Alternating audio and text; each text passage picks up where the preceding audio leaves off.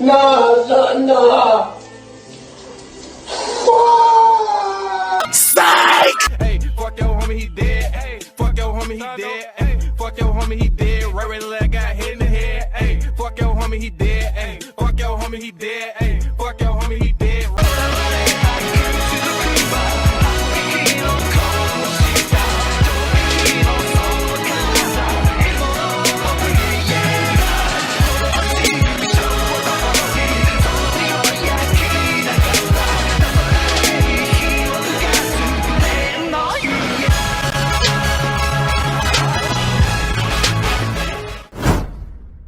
I am so in shock, man. Kurama has really died. Can we just get an F in the chat for our boy, because that man is a legend. I cannot believe that he really made this sacrifice for our boy Naruto. So obviously in the beginning of this chapter, we see Naruto. He wakes up in his conscious state where he sees Kurama, and Kurama tells Naruto straight away that, yo, I am leaving soon, so you better say some things fast. And what's crazy is that Naruto has no idea what to say. He first thanks him, and that's about it. He just says, we've been through a lot, thanks for being around. That's about it. He didn't even know what to say, which is kind of crazy because this is Mr. Talk no Jutsu himself. He was in such a shocked state to the point where he didn't even know what to say to Kurama, which is crazy because it's like, this is the person that he's been closest to his entire life. Kurama was the one who was the closest person to Naruto. This man was in Naruto from the very first day that he was born. And the fact that Naruto doesn't know what to say, it's kind of sad, I'm not gonna lie. Kurama is an amazing character, I'm not gonna lie. Like, I feel like he goes under the radar because we don't really get to see him that much among, you know, main characters in the manga from Naruto and in Boruto. But the fact that he's really going, it is so sad because at this point his character is complete. Obviously in the beginning of Naruto, even throughout Shippuden, he hated everyone. He hated all humans. He vowed to kill everyone, and Naruto befriended Kurama. He changed that hatred into love. They became best friends, and now Kurama really sacrificed himself for Naruto. Obviously back in Boruto chapter 51, Kurama did tell Naruto that, yo, if you use this Baryon mode, you are going to die. And we find out in this chapter that Kurama actually lied to Naruto that he is going to die. Instead of Naruto dying, he is going to die. And he only lied to Naruto because if he actually told the truth about using the Baryon mode, Naruto would not have gone through. Even if he had known that using the Baryon mode would have beaten Isshiki, Naruto would not have used Baryon mode to sacrifice Kurama. So that's why Kurama lied to Naruto in order to beat Isshiki, which honestly is amazing, man. Like, I'm just in shock because I'm at a loss for words at just how far Kurama has become. Obviously in the Minato flashback when Naruto was born, Kurama actually tried killing Naruto. From that point all the way until now, he was the one who sacrificed himself for Naruto, man. And my god, can I just get an F in the chat? Like, this death really hit hard, man. And this is the first death in Boruto. This is the first major death in Boruto. Kurama is a main character of the Naruto franchise.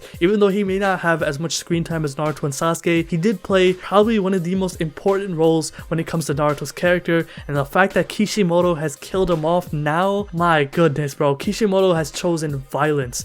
Ever since he came back on Boruto chapter 52, bro, like, Sasuke lost his Rinnegan, Kurama has died, he does not care, bro. Kishimoto has kept that same energy ever since Shippuden, man. And you know, I've seen a lot of people get mad over this. There was a lot of outrage over Kurama dying. But I'm gonna drop a video specifically talking about those specific Naruto fans who are mad about Kurama. And Kishimoto does fix up a potential plot hole. Like, obviously, like, I've been talking about this in the past. We all knew that Kurama was dying. Using the Baryon mode, there was no way that Naruto and Kurama were going to just walk away scot-free from using this Baryon mode. I've been saying in the past couple of videos that I've been making, Kurama is dying. I've been saying this. I didn't think he would actually die, but Kishimoto actually decided to kill Kurama this time around. And he does do a good job of fixing up a potential plot hole, which is, of course, when a Jinchuriki loses its host, the Jinchuriki dies. But Kurama does explain that normally when a Jinchuriki's Bijou is extracted, they die. But that doesn't apply to you. The Bijou's chakra simply vanishes. It probably looks to others like you're dead, but it's no more than a temporary state of shock.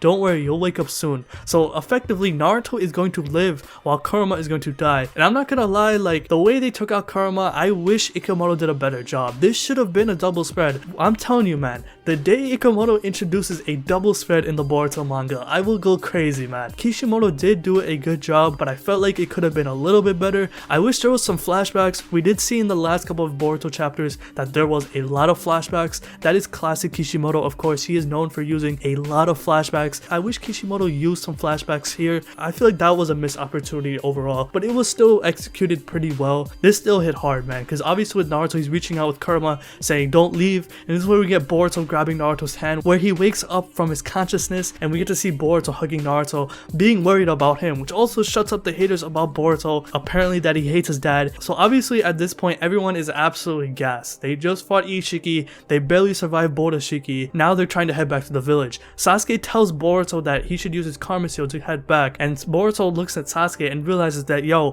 Momoshiki took control over my body and stabbed Sasuke's Rinnegan. However, what I like is that Sasuke was forgiving. He forgave Boruto for this. He even said, it's not your fault. We were all prepared to die. Something like this would have definitely happened. And then later on in the chapter, we jump to another scene where we get to see Code. Obviously Code, he has been guarding the Ten Tails, but then we get a panel of Code, and there is actually karma on his hand. If you have seen the Boruto chapter spoilers, you already know. This isn't a regular karma, this is actually a white karma. We soon learn that Code is actually a failed vessel, and this is how Isshiki comes back. Isshiki actually kind of summons himself through Code's white karma seal, and he is actually filling in Code on what has actually happened in the past. Obviously with the events of Jigen and Amato and Kashinkoji, he informs Code on what has happened, and at this point Code, he is now responsible for doing the rest of Isshiki's job, and that is of course getting Kawaki or Boruto to feed to the Ten Tails to harvest the chakra fruit. And this is where Isshiki tasks Code of becoming the next OTSUTSUKI, which is crazy because